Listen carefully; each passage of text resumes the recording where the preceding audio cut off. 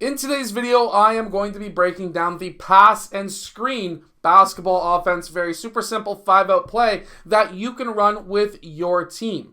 Now, this is a play that can be ran with literally any age group because this is the most basic offense in the 5-out that you can run. Let's get down and let's check it out, but really quick, make sure to go check out my complete guide to the 5-out offense that is down in the description below. In the pass and screen basketball offense, this is one of the most easiest plays that you can use, and it is very super simple. If the ball is at the point, this is the point right here, you can pass to the left or right side. It doesn't necessarily matter. If you are on the wing to start, you can pass to the right or you can pass to the left. It doesn't matter. But let's start at the top. If player 1 passes to the right side, player 1 is able to screen for anybody.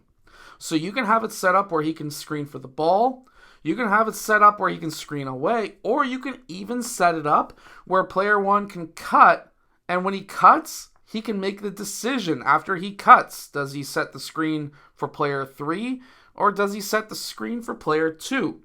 You can have this play set up in any way that you wish. You can even set it up where if player 1 passes to player 4, player 5 cuts and player 1 sets the screen away to player 2. Where now, if player 5 cuts, now player 2 comes up. And this is what we are going to explore today, and how we can make this continuation like a motion offense. Motion is great for younger players because it will allow them to learn how to play off ball. So let's start with the very basic, the pass and screen 4. Player 1 passes to player 4. He will then set the screen for player 4. And then player 4 is going to use that screen, and player 1 is going to roll off. Player 4 could also attack the basket. That's also an option.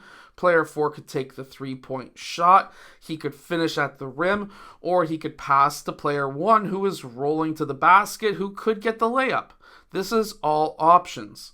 However, let's say player 1 is not open, the lane's not open, and the 3 or 2-point shot is not open. Well, player 4 can take a reverse dribble out, player 3 fills up, player 1 fills out, and now we are back in the 5-out. Player 4 could pass to player 5, and now let's say player 4 wants to screen away instead. Well, now he screens away. Player 5 has the ball. Player 3 cuts. And when player 3 cuts, he may be open for the basket. If he is not, now player 4 can roll off to the point, and he may be open depending on if there is a miscommunication on defense for the 3-point shot. So we may get a 2-point or a 3-point shot off of this action. Now, because the ball originally went to the left side, now player 3 needs to go out to the right side and player 1 needs to lift. You can also explain it where, hey, there's an opening here, which means player 1 needs to fill, which means that there's an opening here now, which means player 3 needs to get his butt out of the key on the opposite side of the ball. Now let's say player 5 passes to player 2, and let's say player 5 sets the screen away for player 4. Well, this screen is being set. Player 4 is going to cut to the rim. Player 5 is going to roll off to the wing. And then after that cut, let's say player 4 is open. You could hit him. Player 5 could be open. You could hit him with a pass. If not, player 1, 3, and 4 will fill these empty spots. Now, player 2, he makes this pass out to player 5. He could cut and screen away, or he can pass and pass and screen for player 5, which could possibly happen because he'll short roll to the elbow. Player 5 will attack baseline. Now he needs to either score, pass to player 2, or he could do a hammer pass out to player 4. That's also an option. Or he could just reverse dribble out. Player 1 will be filling in, and now he could pass that ball out to player 1 and maybe cut. But pass and cut is a totally different video.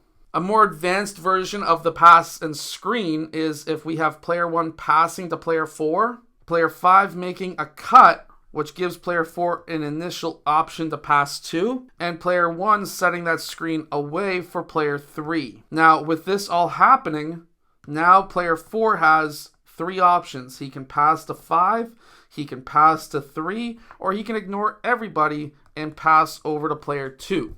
If he passes to player 2, well, these guys are going to fill out.